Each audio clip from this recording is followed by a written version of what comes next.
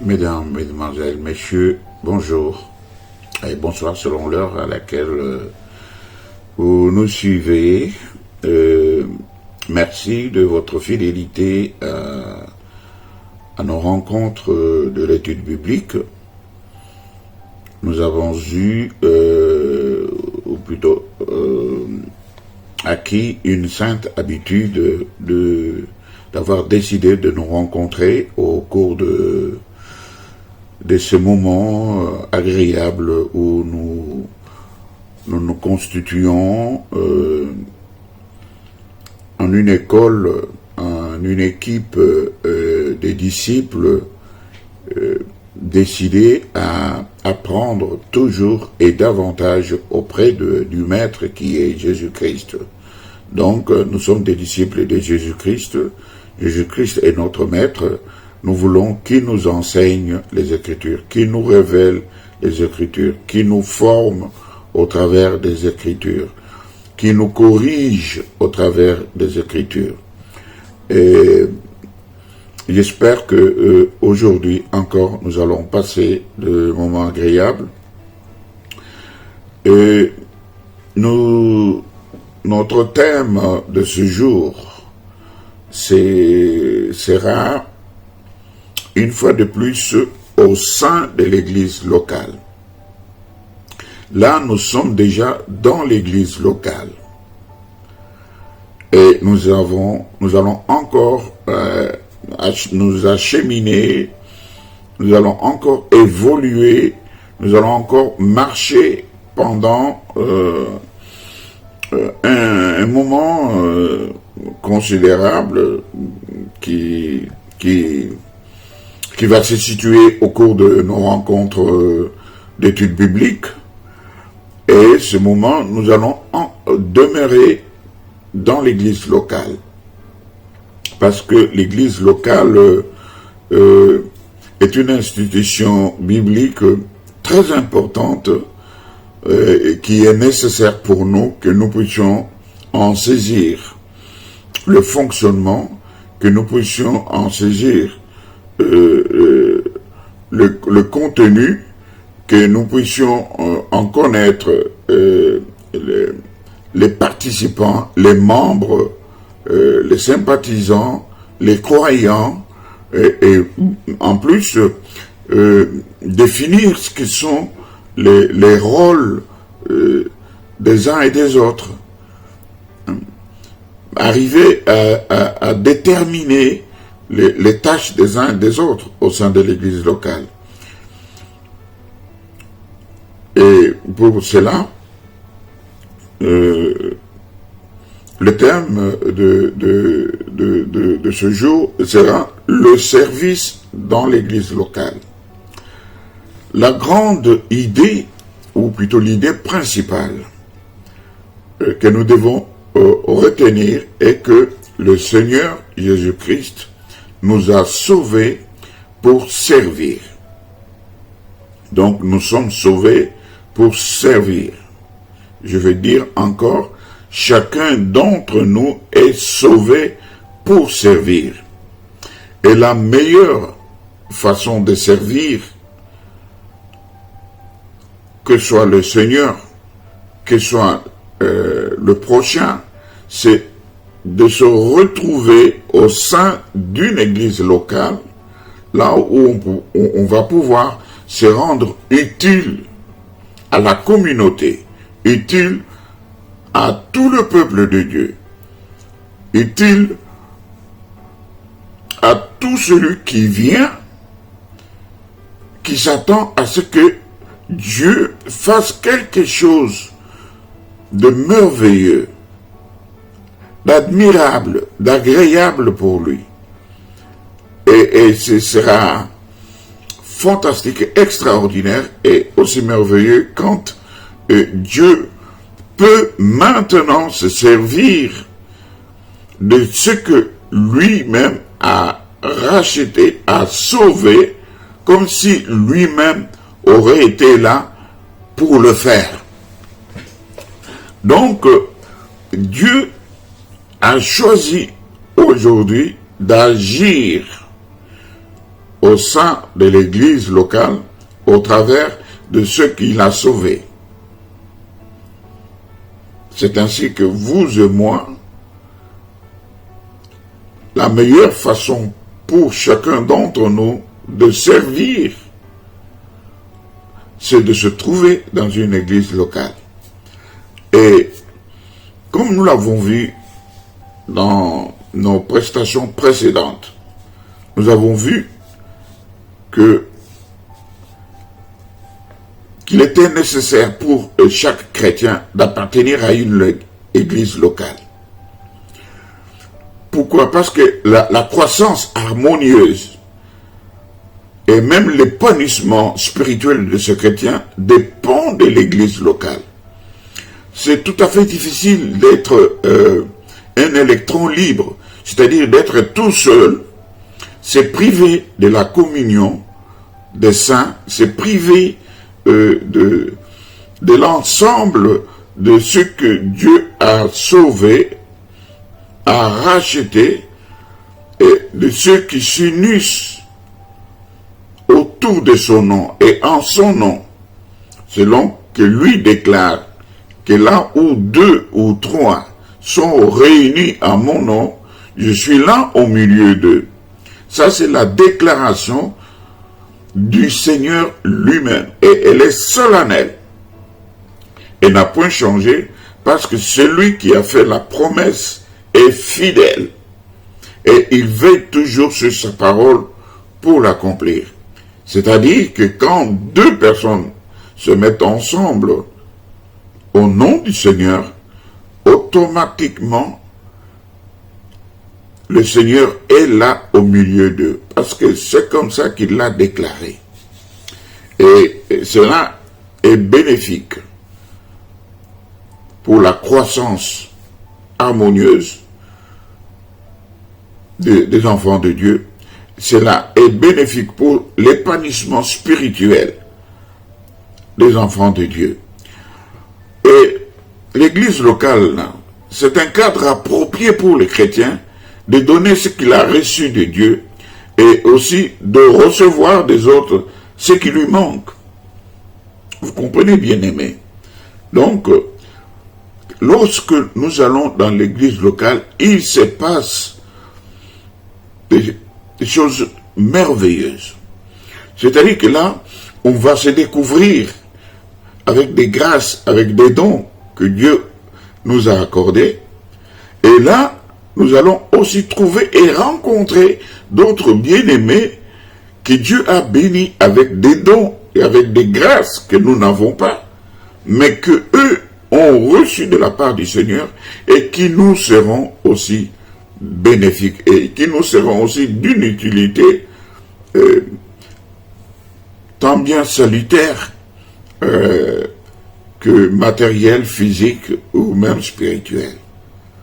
C'est pourquoi il nous faut appartenir à une église locale, parce que c'est un cadre approprié pour tout enfant de Dieu, pour pouvoir donner ce qu'on a reçu et pour pouvoir recevoir des autres ce qu'ils ont aussi reçu du Seigneur et que nous, personnellement, nous manquons.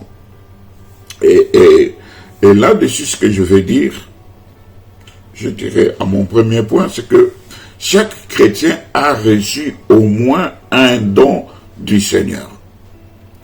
Et ça, nous le lisons dans le livre, dans le premier épître de Paul aux Corinthiens, au chapitre 12, au verset 7, il est dit ceci: « Or, à chacun, la manifestation de l'Esprit est donnée pour l'utilité commune. » Donc,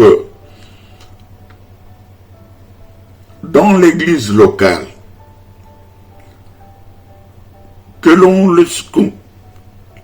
on peut le savoir, tout comme on peut ignorer que chacun d'entre nous, le Saint-Esprit a doté chacun d'entre nous des capacités ou des qualifications spirituelles pour le service dans l'Église.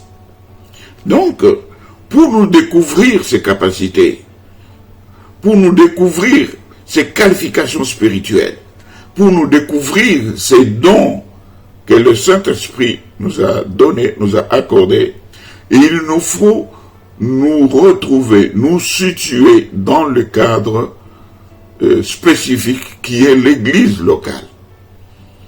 Et ça, c'est ce qu'on appelle les dons spirituels. Donc, ces capacités-là. Et lorsque nous lisons maintenant au verset 11, il est écrit ceci. Un seul et même esprit opère toutes ces choses, les distribuant à chacun en particulier comme il le veut. Cela veut dire quoi? Que le Saint-Esprit, c'est le Saint-Esprit qui accorde aux chrétiens les dons qu'il veut. Donc, on peut recevoir un ou plusieurs dons, et là, selon la volonté du Saint-Esprit. Donc, selon la volonté de Dieu. Nous venons de lire que le Saint-Esprit, il donne à chacun en particulier comme il le veut. Et nous avons vu que le Saint-Esprit, c'est la troisième dispensation de Dieu. C'est-à-dire que Dieu, maintenant, opère. C'est-à-dire que les dispensations, c'est un mode d'opération de Dieu dans un temps et une période bien définie, bien déterminée. Et nous avons vu dans Éphésiens que Dieu était au-dessus de nous comme Père, et Dieu était parmi nous comme Fils, c'est-à-dire Emmanuel, c'est-à-dire Dieu parmi nous. Et maintenant, Dieu est en nous comme Saint-Esprit. C'est le même Dieu, mais qui opère selon les dispensations. Donc le Saint-Esprit est une troisième dispensation de Dieu. Un mode d'opérer de Dieu dans ce temps-ci de la fin. Dieu a choisi d'habiter en nous. Il dit que vous êtes l'habitation de Dieu. Vous êtes l'habitation du Saint-Esprit. Maintenant, Dieu est en nous. C'est pourquoi là où 2 ou 3 sont réunis au nom du Seigneur, le Seigneur est là au milieu d'eux parce qu'il est en nous. Les 2 qui s'unissent au nom du Seigneur, ils ont reçu le don du Saint-Esprit. Dès qu'ils se mettent ensemble, ils constituent l'Église. Ils constituent une réunion, une rencontre des enfants de Dieu dans la présence de Dieu, selon que lui qui a fait la promesse, il veille pour l'accomplir. Donc il vient au milieu de 2, de 3 ou de multitudes. Et ainsi, c'est lui qui est seul, ayant reçu aussi le don du Saint-Esprit, il a Dieu en lui. Alors, je disais que c'est le Saint-Esprit qui accorde aux chrétiens les dons qu'il veut. Donc c'est Dieu qui accorde le Saint-Esprit. Et dans son bon vouloir d'accorder les dons, il peut donner aux uns plusieurs dons, ou il peut en donner un seul. C'est selon sa volonté. Et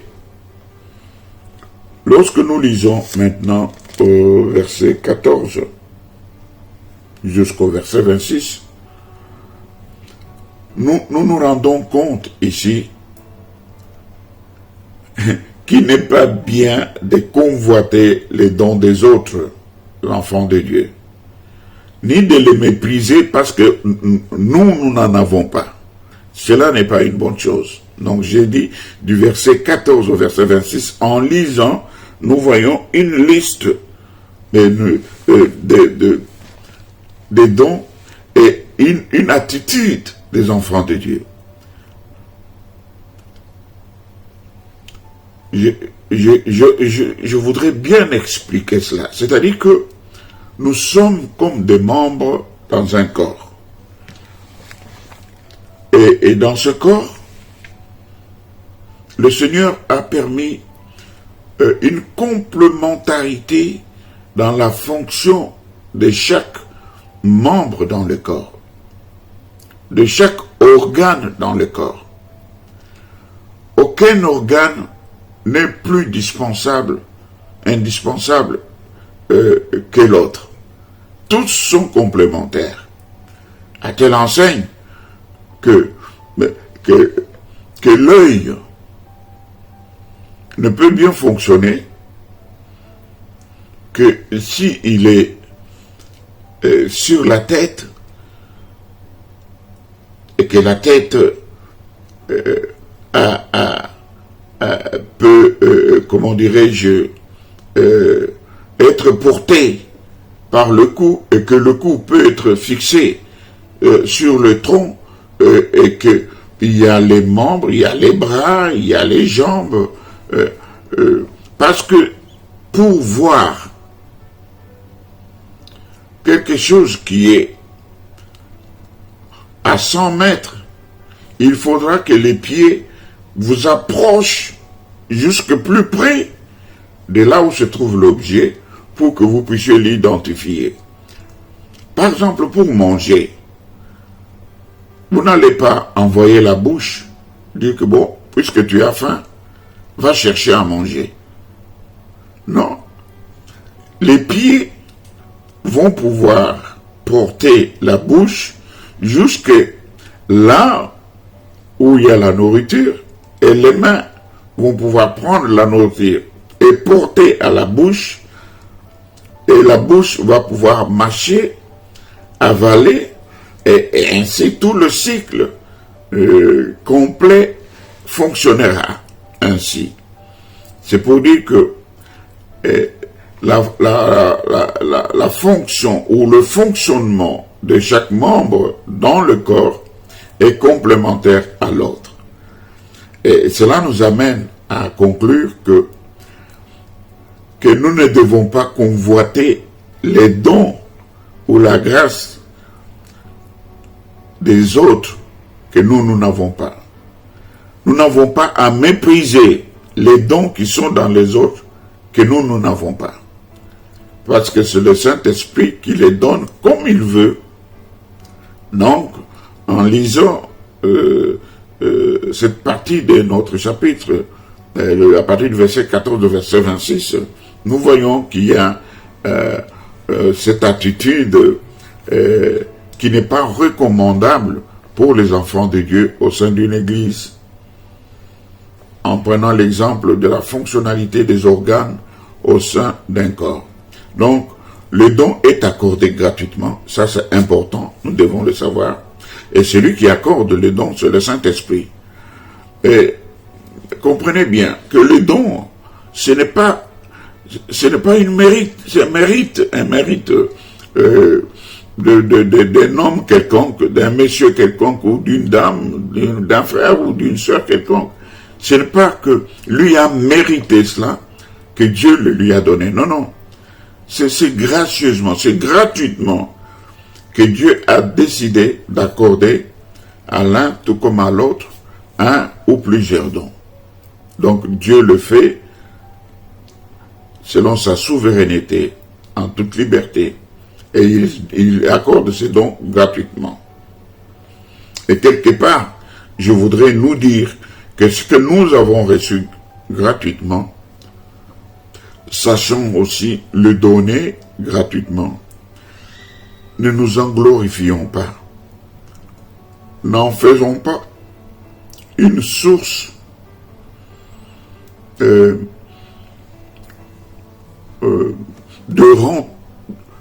rentabilité.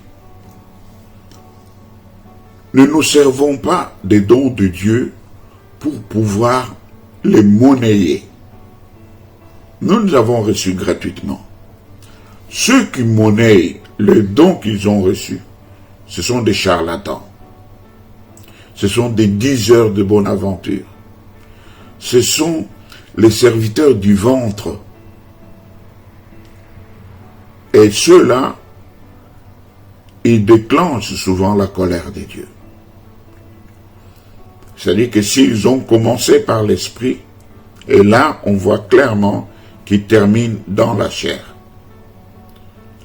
ceux qui terminent dans la chair.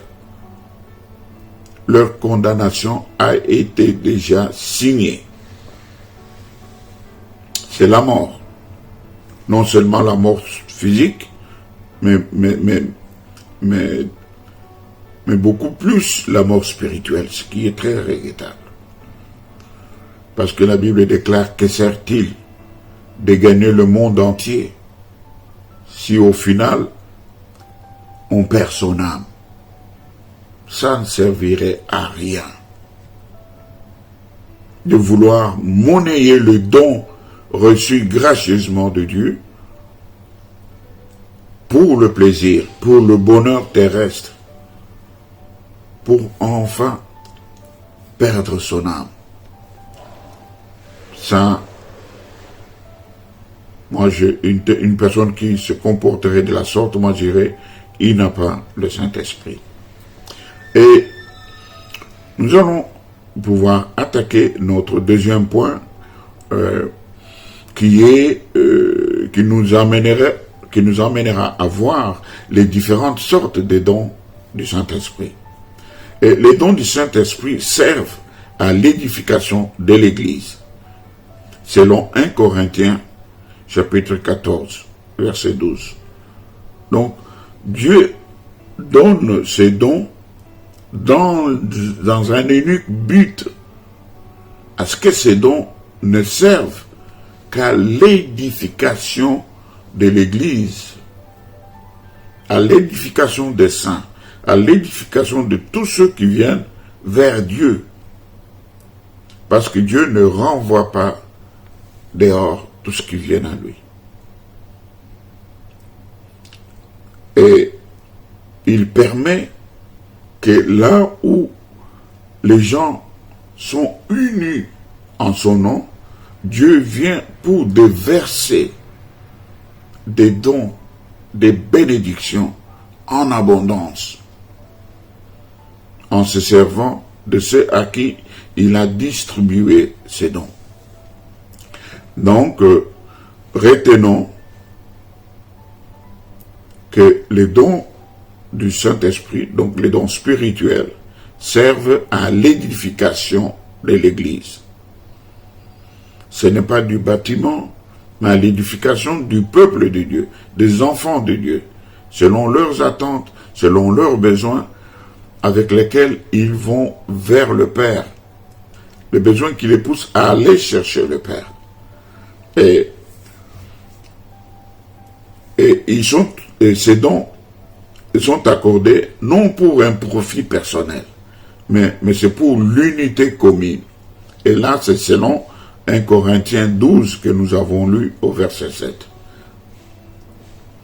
Donc, nous n'allons pas considérer cela comme une édification personnelle, mais c'est plutôt pour l'utilité commune.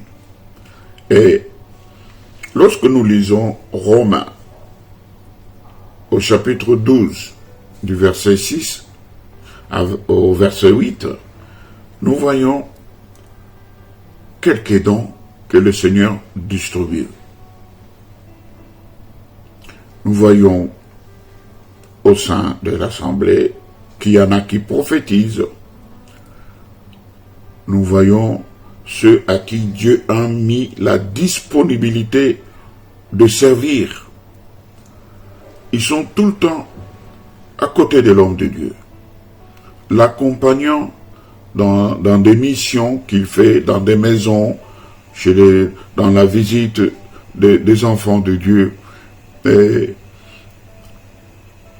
dans les prières qu'il fait pour les uns et les autres, en dehors même des heures de culte. L'homme de Dieu étant un berger, parfois il est appelé à aller vers les brebis pour les visiter, pour prendre des nouvelles, pour prier pour eux. Et parfois, il y a des bien-aimés qui se rendent disponibles, mais qui veulent être aux côtés de l'homme de Dieu pour l'accompagner. Il y en a qui veulent être dans l'église pour nettoyer l'église, pour la propreté de l'église. Et Donc ceux-là, ils ont le don de servir. Vous voyez? Et c'est une grâce du Seigneur. Et il y en a qui ont le don d'enseigner, qui se rendent disponibles et qui ont la grâce de communiquer. Ils ont reçu et ils transmettent aussi.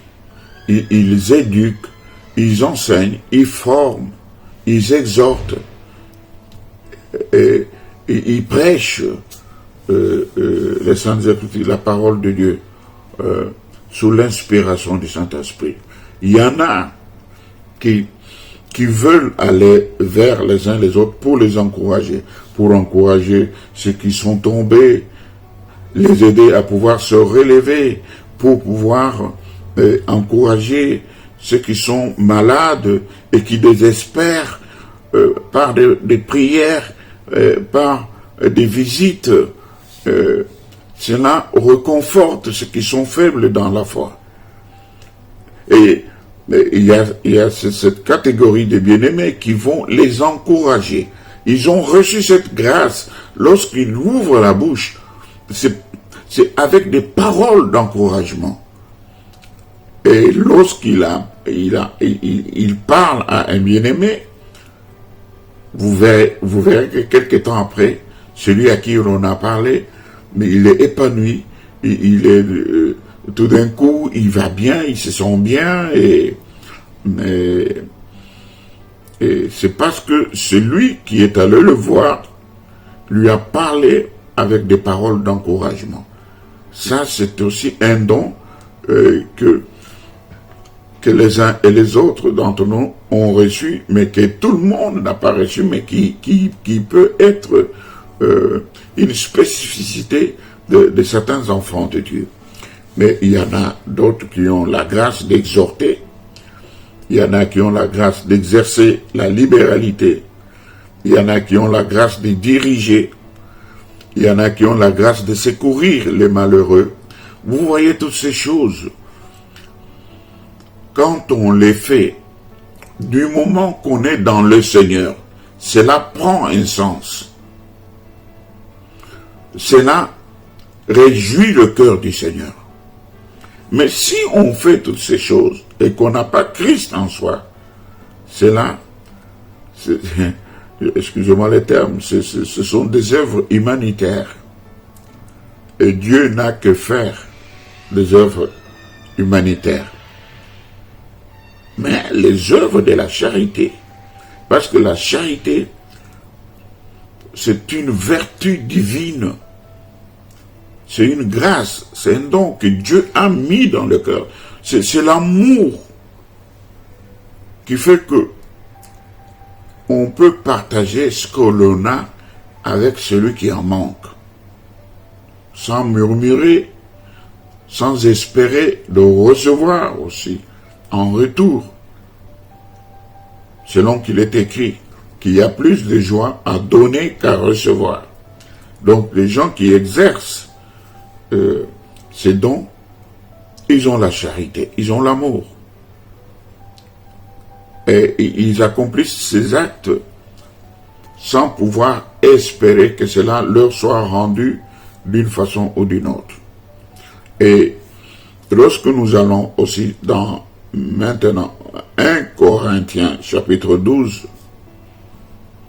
à partir du verset 8 au verset 10, nous trouvons encore là une liste des dons, comme la parole de connaissance, la parole de sagesse, le don de foi, le don d'opérer des miracles, le don de prophétie, le don de discernement des esprits, la diversité des langues, l'interprétation des langues.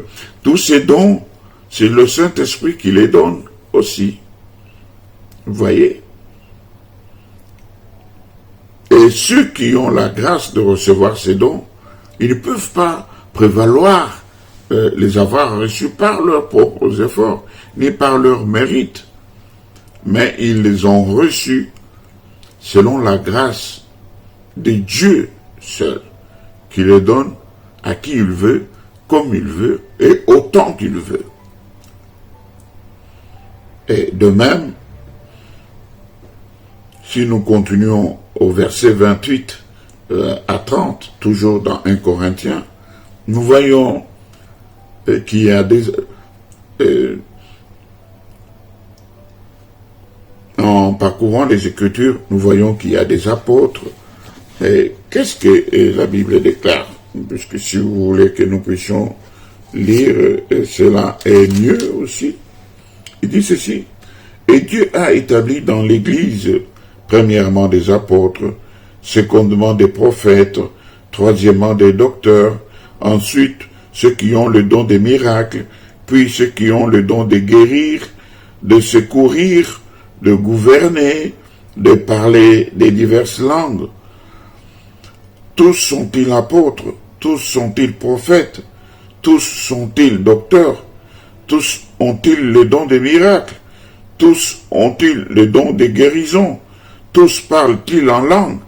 Tous interprètent-ils? Vous comprenez, bien-aimés, qu'ici, il y a diversité des dons. Comme nous venons de le voir aussi dans 1 Corinthiens 12, un peu plus haut, de 8 à 10. Donc, en effet, à l'un est donné par l'Esprit une parole de sagesse, à un autre une parole de connaissance, selon le même Esprit, à un autre la foi, par le même Esprit, à un autre le don de guérison, par le même Esprit. Vous voyez, donc, de 8 à 10. Donc, vous voyez que c'est le Saint-Esprit qui donne aux uns et aux autres. Donc, du verset 28 à 30, il dit que tous prophétisent-ils, tous parlent-ils en langue, tous sont-ils apôtres, tous sont-ils docteurs. Donc, les uns ont reçu de la part du Saint-Esprit, de la part de Dieu, de la part du Seigneur, des dons qu'ils doivent exercer selon la grâce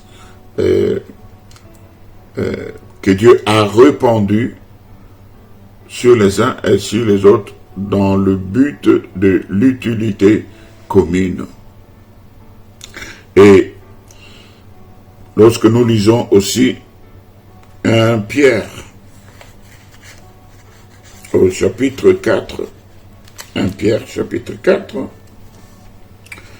et le verset 11 nous dit ceci: si quelqu'un parle, que ce soit comme annonçant les oracles de Dieu, si quelqu'un remplit un ministère, qu'il le remplisse selon la force que Dieu communique, afin qu'en toutes choses, Dieu soit glorifié par Jésus-Christ, à qui appartiennent la gloire et la puissance au siècle des siècles.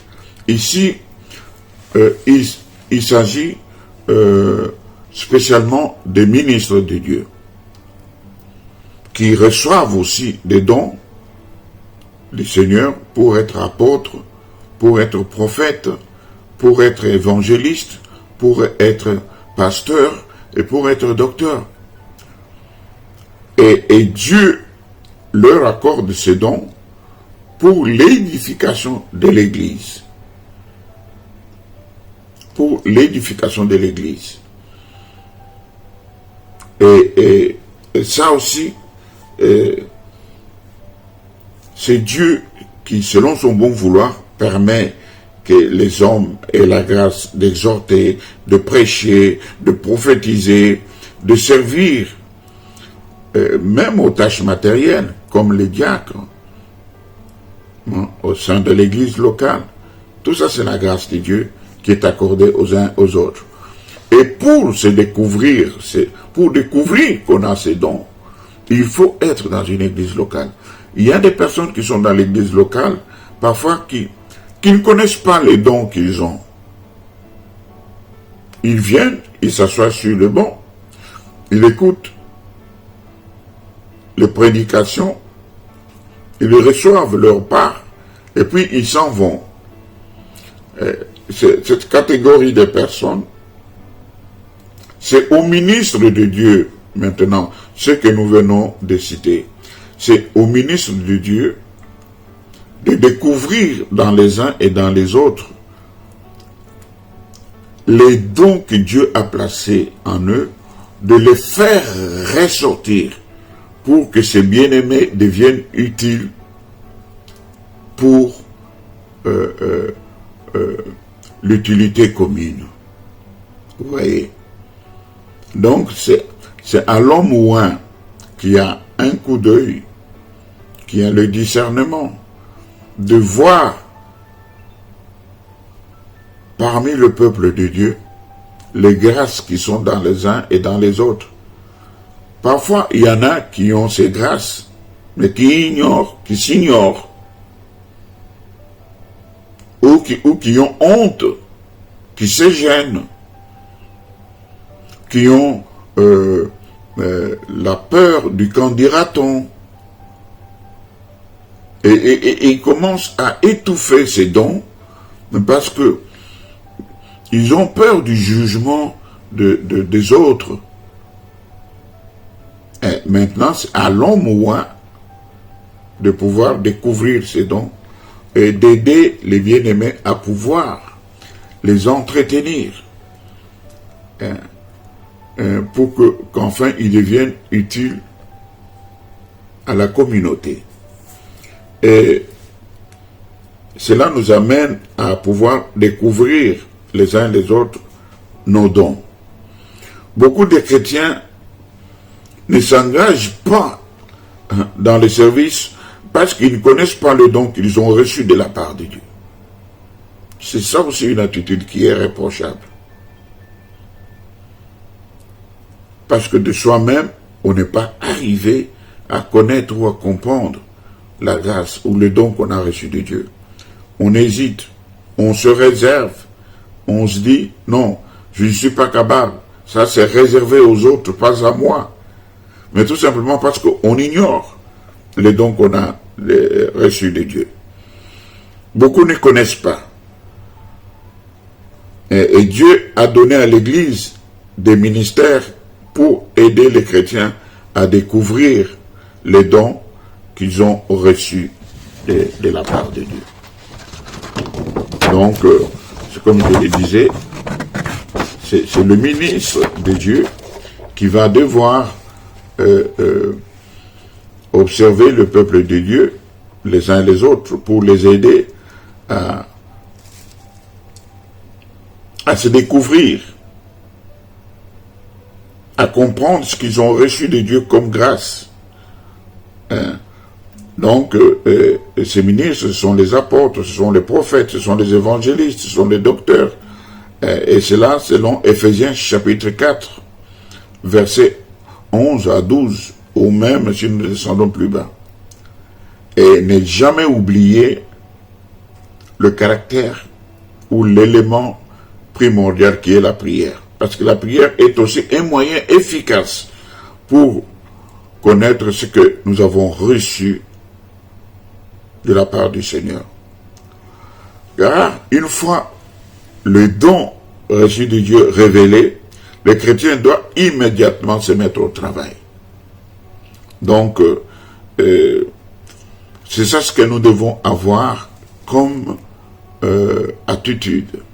Parce que Dieu, dès que Dieu, au travers de son serviteur, découvre la grâce qui est dans un enfant de Dieu, l'appelle auprès de lui donne une charge, il faut que nous nous engagions fidèlement dans ce qu'on nous a demandé de faire.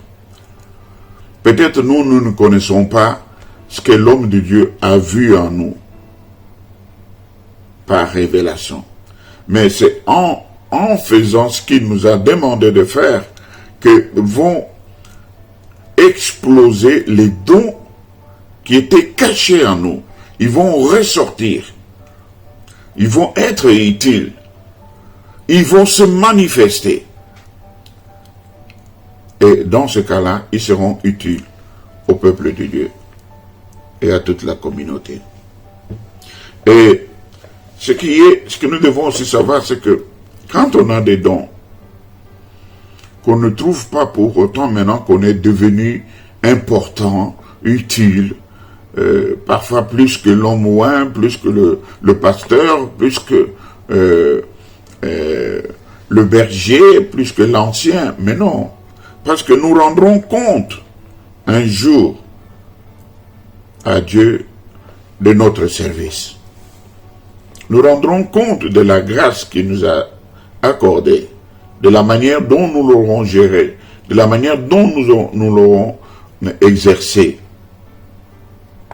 Et pour cela, faisons très attention, parce que si nous ne l'exerçons pas selon les directives du Saint-Esprit, nous en rendrons compte un jour.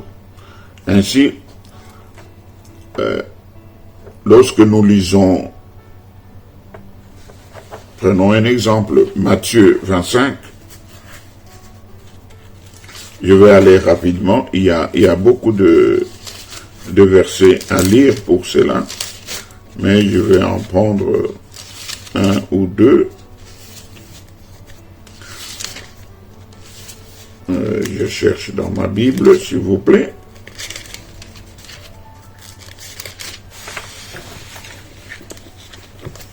Matthieu chapitre 25,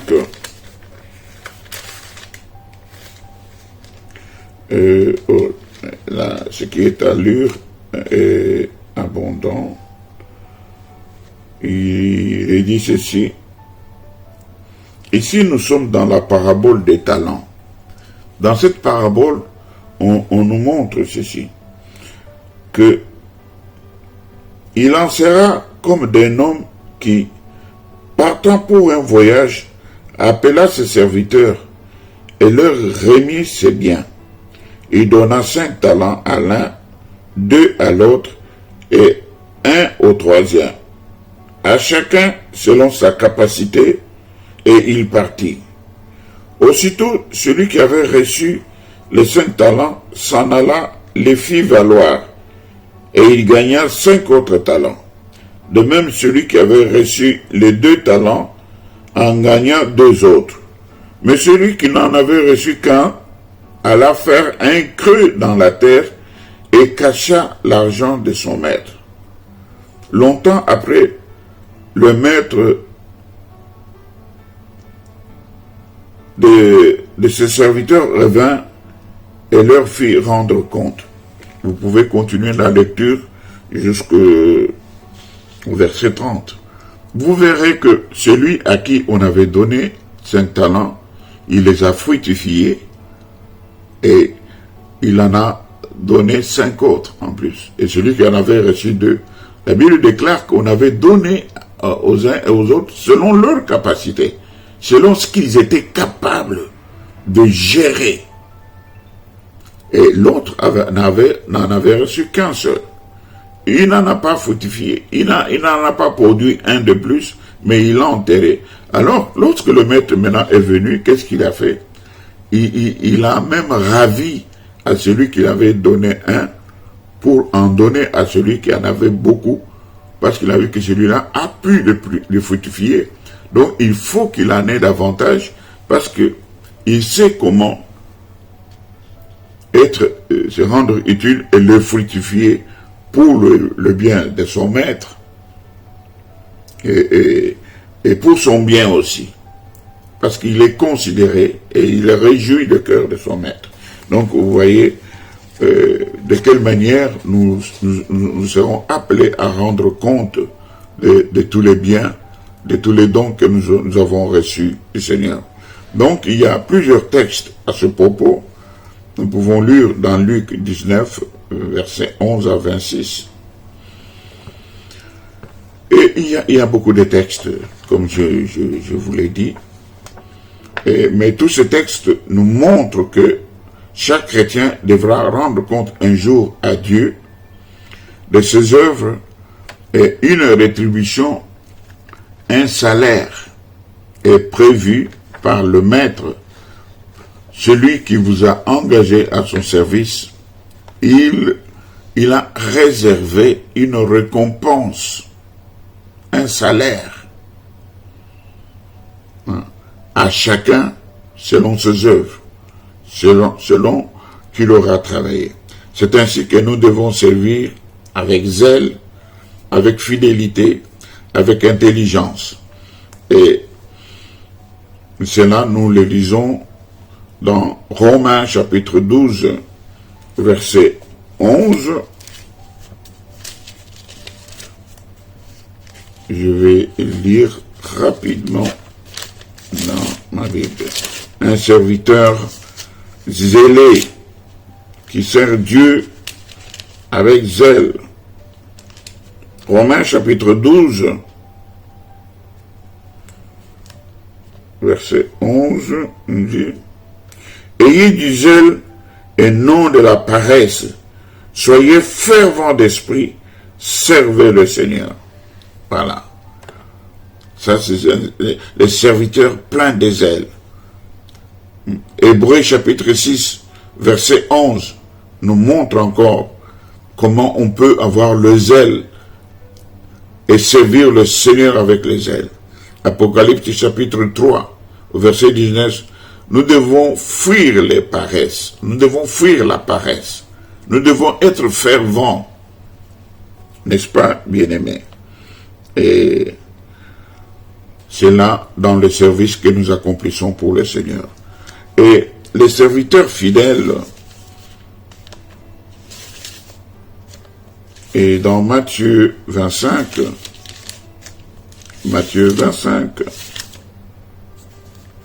verset 21.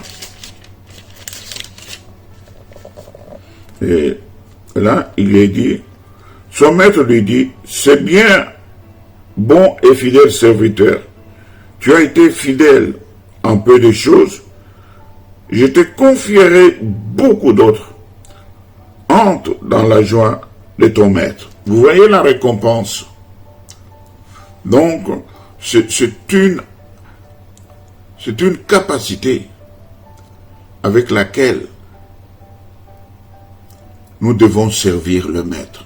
Être fidèle au maître. Demeurer fidèle. Parce que, croyez-le bien-aimé, lorsque on a cette vertu, cette attitude auprès de son maître, auprès de celui duquel on sert, on obtient son admiration, on obtient sa rétribution, sa récompense. Et il vous invite, il dit, venez, entrez dans ma joie. Autant le maître se réjouit, vous aussi, il vous donne accès à cette joie.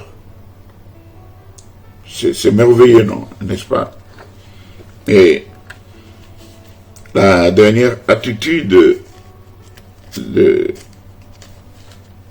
servir le Seigneur, c'est dans Romains chapitre 10, verset 2, il nous dit, nous lisons ceci. Je leur rends le témoignage qu'ils ont du zèle pour Dieu, mais sans intelligence. Vous voyez? Mais il ne suffit pas seulement d'être zélé, mais il faut servir avec intelligence. Alléluia. Ça, c'est très important. Quand vous servez,